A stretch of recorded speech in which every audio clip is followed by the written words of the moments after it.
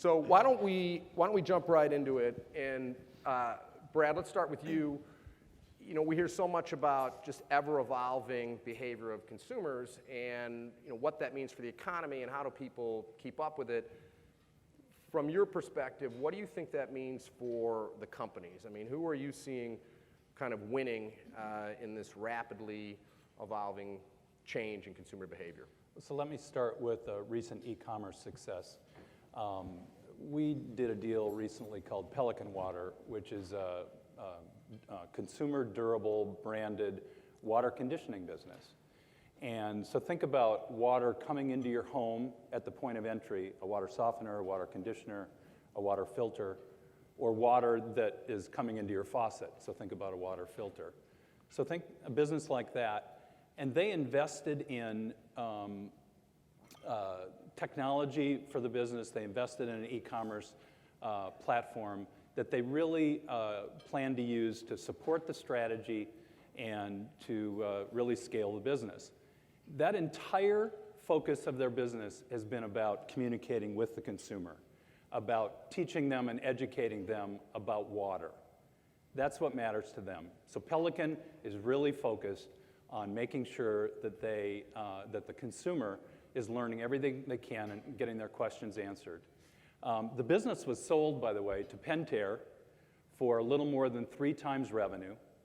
We had 15 global strategic bidders for that business.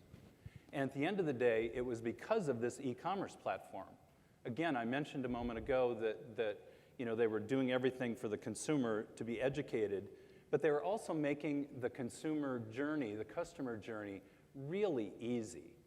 And so Pelican will let you communicate with them however you want. So if you're a customer and you want to learn about water and deal with Pelican, you can use the Pony Express. You can text them, you can email them, call them, get online and do a chat.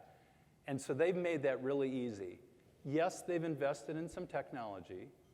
Yes, they've invested in some people. But what's interesting, another part of the success that they've had in dealing with e-commerce is Pelican doesn't believe that a company alone with its staff can keep up. No way. The tools of Google and Facebook are changing too rapidly. They just can't do it alone. And so part of their team are also third-party consultants that they have in marketing and technology, and that's part of their secret sauce. So again, bottom line, this is a company, a small, durable, branded consumer product company that built such an effective e-commerce platform that multi-billion-dollar companies were just drooling to own this and literally leverage that platform across their entire companies. You know, Brad, I'd actually like to maybe tell a different story about another company that we sold called BAS, which was another e-commerce platform. And so often we focus on the e-commerce element of the business and the front end of the business, and BAS had all of that. They had dozens of websites that they would pull every consumer, every search for a particular product coming off of them, and they were then selling thousands of products every day of highly customized, mass customized product. This was signs and banners and other things that were all individually made for the consumer. But what the magic of what they did was well beyond what just happened at the front end of their business.